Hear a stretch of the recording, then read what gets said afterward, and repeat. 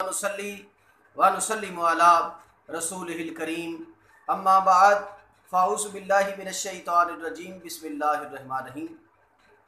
मा काना लिन्नबिय्यि वल्लज़ीना आमनु सदक़ल्लाहु मौलानल अज़ीम व सदक़ रसूलुहुन नबियुल करीम फ़क़द क़ाला अल्लाहु तबारक व तआला फ़ी शानि हबीबी फ़िल कलामिल मजीद वल फ़ुरक़ानिल हमीद इन्नल्लाहा व मलाइकतहु युसल्लूना अलन नबी या अय्युहल्लज़ीना आमनु सल्लु अलैहि व सल्लिमु तस्लीमा अल्लाहुम्मा सल्लि व सल्लिम व बारिक अला सय्यिदिना मौलाना मुहम्मदिन व अला आलिहि व अस्हाबी व बारिक वसल्लम।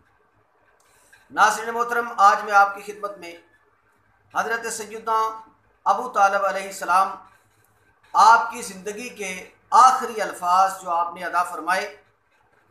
आपकी ज़िंदगी का आखिरी खुतबा जो आपने इरशाद फरमाया और वो आखिरी वसीयत जो आपने अपने इस अकारिब को, अपने चाहने वालों को और अपने क़ुर्ब में बैठने वालों को इरशाद फरमाई, अहले कुरैश को, गुरोह कुरैश को जो आपने वसीयत फरमाई वो, और जो आपने अपनी अहल अयाल को वसीयत फरमाई वो मैं आपकी समातों की नज़र करता हूँ। ये जो वसीयत मैं आपकी खिदमत में जनाब अबू तालिब की पेश करने लगा हूँ,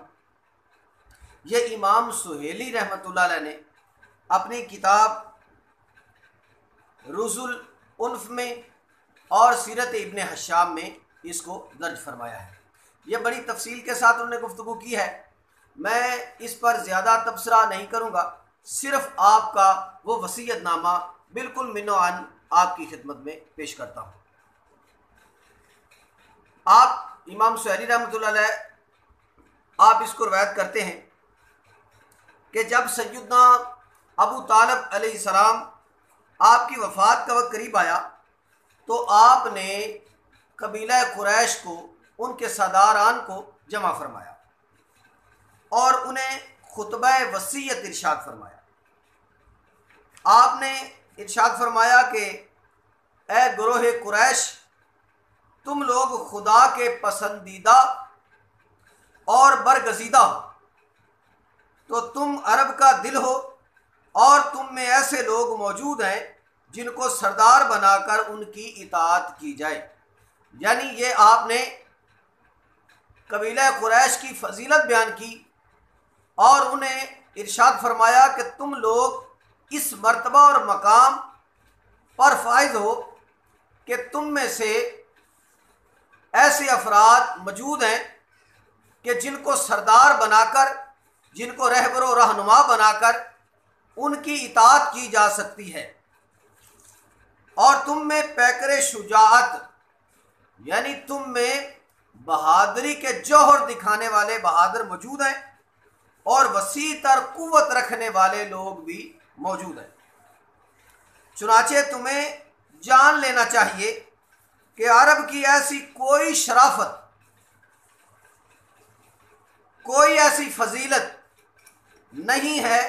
जो तुम में ना हो, और दूसरे लोग तुम्हारे वसीले के मोहताज हैं, जबकि ऐसे लोगों ने तुम्हारे साथ मुतहारिब होने का इरादा कर लिया है। इसलिए तुम्हारे लिए ज़रूरी है कि तुम काबतुल्लाह की ताज़ीम करो, इसी में रिज़ाए परवरदिगार और वुसअत रोज़गार भी है। यानी आपने अहले कुरैश की फजीलत को, उनकी अहमियत को, उनके शर्फ को बयान करते हुए उनसे ये इरशाद फरमाया कि तुम्हारा ये तमाम तर वक़ार जो है वो बैतुल्लाह की खिदमत की वजह से है, लिहाजा तुम बैतुल्लाह की खिदमत करते हो, इसमें तुम्हारी इज़्ज़त और वक़ार भी है और इसमें तुम्हारे लिए रोज़गार भी है। यानी कबीला कुरैश जो था, बिलखसूस जनाबे बनी हाशिम जो है, ये कबीला बनी हाशिम जो है, इनका ये शर्फ था कि ये जितने भी हुज्जाज इकराम, हज करने वाले लोग आते थे तो ये तमाम के खाने का बंदोबस्त करते, जो बीच में गरीब मस्कीन होते उनके लिए दस्तरखान अपना सजाए रखते,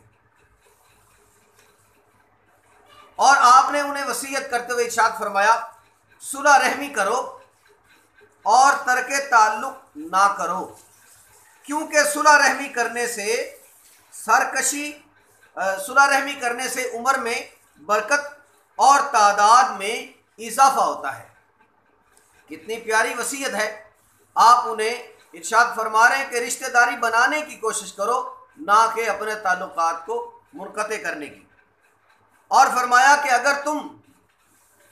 تکبر اور غرور میں زندگی گزارو گے اور لا تعلقی کرو گے تو اس طرح بغاوت اور سرکشی جنم لے گی، کیونکہ نافرمانی کرنے کی وجہ سے ہی تم سے پہلے آنے والی قومیں بربادی اور ہلاکت کا شکار ہو گئی۔ یعنی جتنی بھی پہلے قومیں آئی تھیں تمام کی تمام اسی وجہ سے ہی ہلاک اور برباد ہوئیں، کیونکہ وہ متکبر ہو گئے تھے اور وہ اپنے ہی آپ کو بڑا سمجھتے تھے اور باقی سب کو حقیر اور فقیر سمجھتے تھے۔ اور آپ فرماتے ہیں کہ مانگنے والے کو عطا کرو، سائل کا سوال پورا کرو، اسی کام میں شرف حیات اور عظمت موت کا راز پوشیدہ ہے۔ سچی بات کرو اور امانتیں واپس کرو، کیونکہ اس میں خاص محبت اور عام بزرگی ہے۔ اور میں تمہیں یہ سب سے آپ کی وصیت کا جو مرکزی حصہ ہے جو میں اصل میں آپ کو سنانا چاہتا تھا وہ یہ ہے۔ آپ نے تمام تر کمالات، فضائل اور ان کو سب کچھ وصیتیں کرنے کے بعد آخر میں آپ نے اپنے کلام کا لب لباب جو ہے جہاں پر آپ اپنی بات کو ٹھہرانا چاہتے تھے وہ کیا تھی؟ وہ یہ ارشاد فرمایا، اور میں تمہیں محمد صلی اللہ علیہ وسلم کے ساتھ خیر اور بھلائی کی وصیت کرتا ہوں۔ یہ قریش میں امین اور عرب میں زیادہ سچے ہیں اور ان تمام تر صفات کے جامع ہیں جن کا میں نے وصیت میں ذکر کیا۔ یعنی تمام تر قریش کے سامنے آپ نے اس بات کا اقرار کیا کہ محمد مصطفیٰ صلی اللہ علیہ وسلم تمام عرب کے جتنے بھی صادق لوگ ہیں تمام میں سب سے زیادہ سچے، اگر ان میں نکھار کر ان میں ٹٹول کا دیکھا جائے تو محمد مصطفیٰ صلی اللہ علیہ وسلم کا کوئی ثانی نہیں۔ اور شرف و کمال میں، عزت و عظمت میں، کردار اور فضیلت میں محمد مصطفیٰ صلی اللہ علیہ وسلم اگر ایک طرف کھڑے ہوں، تمام عرب والے ایک طرف کھڑے ہوں تو پلہ محمد کی جانب جھک جائے گا۔ اور آپ نے فرمایا میں تمہیں ان کے ساتھ خیر اور بھلائی کی وصیت کر رہا ہوں۔ کیا اب بھی ان کے ایمان کا معمہ حل نہیں ہوا؟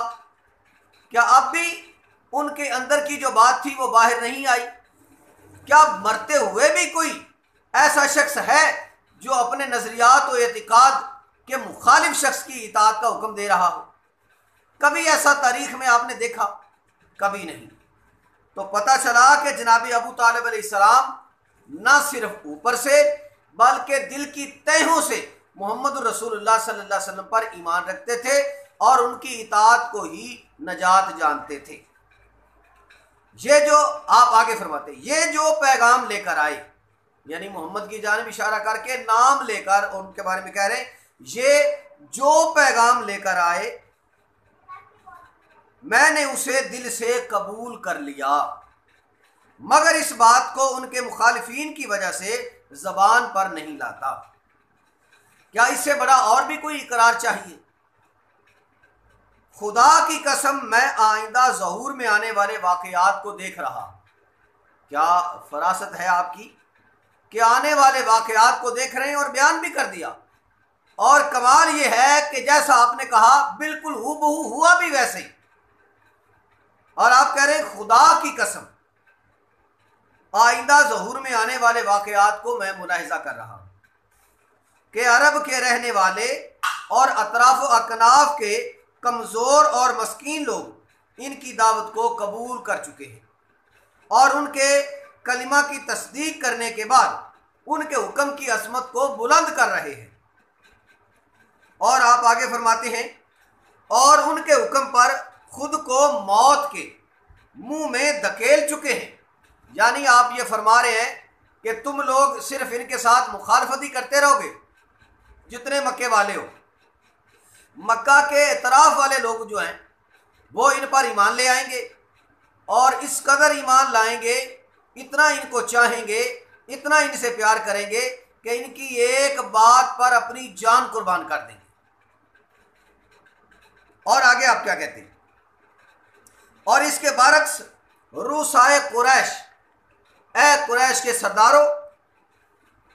تم ان کے سامنے، یعنی جو محمد مصطفیٰ صلی اللہ علیہ وسلم پر ایمان لے آئیں گے، تم ان کے سامنے اپنے آپ کو ذلیل اور خوار ہوتا دیکھو گے، ان کے مکافات تباہ و برباد ہو جائیں گے جتنے بھی رؤسائے قریش ہیں۔